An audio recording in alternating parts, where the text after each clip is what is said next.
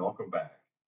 In this video, we are going into the exploratory breakdown for the moon ceremony that we just did. Yeah, the full moon in Pisces for 2023.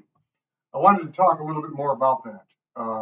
There was a lot going on in that meditation, way too much to explain to everybody while you were trying to do it. Okay. What we had going on is, at the same time we're having the full moon, we've got a grand trine happening with a diamond tip. Okay. And what that means is we've got three planets trining, and they're all connected, making a giant triangle in the middle of the chart. Okay. At the top of the chart, one side of the trine, you've got two planets both sextiling another planet, creating the tip of a diamond. So it looks like a diamond in the middle of the chart. Right. And unbelievably powerful. And Right, this yeah. one, it was an Earth trine. So we have Pluto in Capricorn. We have Uranus in Taurus. Okay. And here's where it gets weird. For the bottom tip of this, we actually have two Right. bottoms to this grand trine. Mercury is part of one of the grand trines, and it's in Virgo. And Mars is part of the trine, and it's in Libra. So it makes it a dissociate grand trine, because trines are usually almost always the same element. But when we get to Mars, it's in Libra, which is air, and the others are earth. Okay? Very strange. But Mars is at 2 degrees, Uranus is at 23, Pluto is at 28. So it connects it. Mm-hmm. And we really need to talk about that. Okay. So we have a lot of different things going on, and Jupiter is conjunct Uranus. Right. Yeah. In it. Yeah. So there's an expansion that happens. Also, Uranus, Pluto, Mercury are all retrograde in this thing, which is why we were talking so much about inner communication. That's the way you work retrograde energy. It has to be inner, because if you try to go outer, it doesn't express well at all. The energy does not work. No. That throws up a lot of blood. Most people know about Mercury retrograde. They've heard about it. You don't sign contracts. You're going to have communication problems. Things aren't going to work. However, if you draw that energy inward and celestially, it works just fine, because it's taken inward. Now, something else happens. In the meditation, Josh talked about the equal house system. That's because in both of the two most popular house systems out there, Placidus being one of them, Coke being the other, the moon itself is intercepted. And interceptions work a lot like retrograde energy, but worse. The energy of a sign is actually stuck inside of a house, because the house cusps will be in Aquarius and Aries, and Pisces, which the moon was in, is stuck inside either the 12th house or the first house, depending on which house system you're using. That's problematic. We wanted to direct it into the equal house system to get rid of the interception. Okay. Utilize those energies inward, because they're retrograde.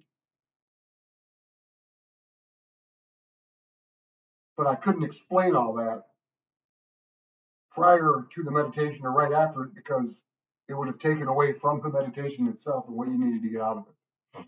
Okay. So what does all this mean? Okay. For you, it doesn't change anything. However, people who didn't do the meditation, people around you, it's going to be problematic. This energy is going to be blocked. The retrograde energy is not going to express the way it's supposed to. There's going to be problems with communication and service and sacrifice with people. Okay.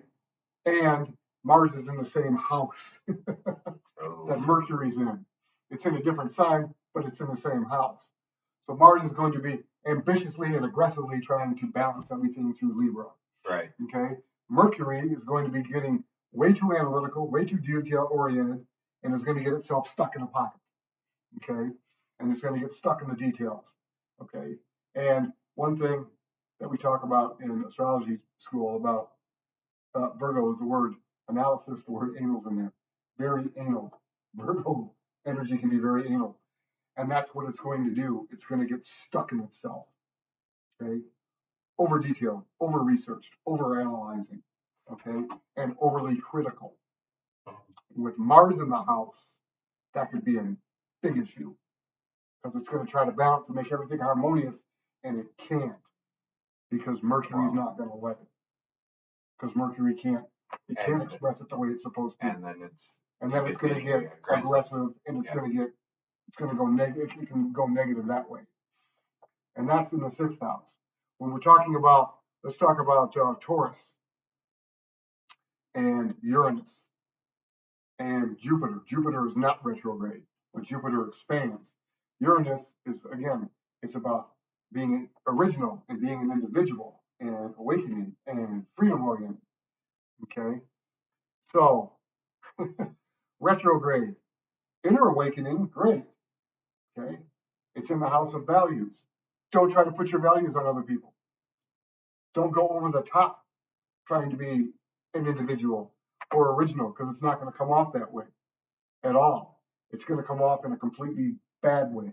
Mm-hmm. And it's not a good time to ignore Uranus either. Right. Because the energy is already going to feel trapped if you're not working it inward.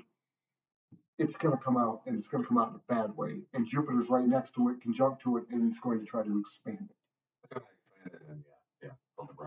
Yes, and it is not retrograde. Jupiter isn't. Right. So the expansion is going to happen. Right. Okay. So we don't want to do that, and do not try to push your values on everybody else or try to explain your values to other people. You can be original all you want. Just don't try to explain it because it's not going to come out right, especially with Mercury in retrograde too, a part of the same trine. Now we're going to go up to Pluto because Pluto's in Capricorn. Okay, the end of the trine here. Pluto's about transformation, inner transformation. However, Pluto's also about the endings of things. It destroys things. Okay, Capricorn is an orderly way. It's in the 10th house. That's career. It's a bad time to start talking to people at work about anything, changing anything, ending things, trying to get things renewed or done, or give rebirth to something, or transform anything at work. Not a good time. Inner transformation for how you feel about your career is wonderful. We kind of talked about that in the meditation. Doing it openly at work is a bad idea. Okay, now we're going to talk about the sextiles that happen. Okay, so we've got Pluto and Uranus. So Taurus, Capricorn are sextiling Neptune in Pisces in its own sign. Okay, Neptune energy is it's mentally well. Again, because it is sextiling, sextiles are mentally stimulating. Okay. However, Uranus and Pluto are still retrograde. Neptune is not. Neptune is about fantasy. It rules Pisces. Pisces, in a negative aspect, can go victim real quick. It is not time to think about yourself being victimized at work. Okay. It is not time to be looking at your values, okay, in a non-practical manner and going delusional with them, which can happen because that Neptune is in the 12th house. And it rules the 12th house and it rules Pisces and it's in Pisces. And Pisces is going to be kicking. Okay. It's a good time for sensitivity. It's a good time for working psychic things. Oh, yeah. It's a very good time for working psychic and intuition because it's sextiling. Inner. Other people won't get that. Okay? Other people are going to be victim. They're going to feel victimized. Okay, they're going to feel ill. They're going to feel sick. Okay, they're not going to feel right. They're going to feel like they don't belong. Okay, something's just not right. I don't feel great here, or they're going to go into delusion. of grandeur. And you have to understand that because it's a diamond, all of that energy is working together. Right. Okay? So you want to be very careful when dealing with other people for the next month. It was also a supermoon. Okay? Being a supermoon means the energy is more potent because the moon is closest it is to the earth. So the energy is even more powerful.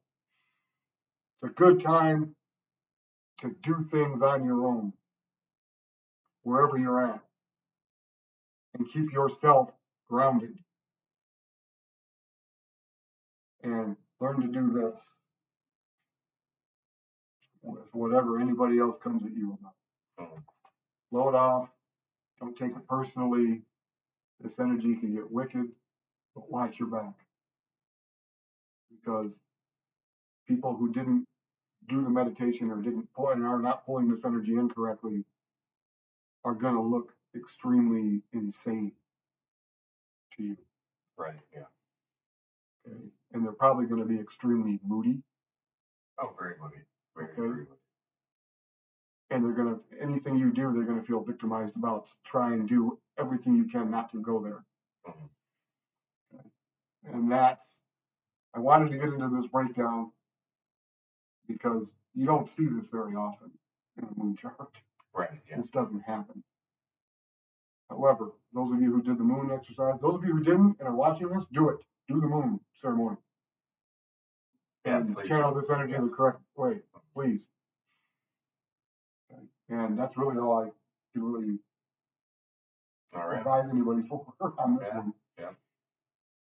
Okay. So be careful out there. That was like Hill Street Blues. There you go. Yes, indeed. Do be very careful out there. Do the meditation again if you need to recenter yourself, rebalance, and stay tuned. We look forward to seeing you again, and remember to like and subscribe.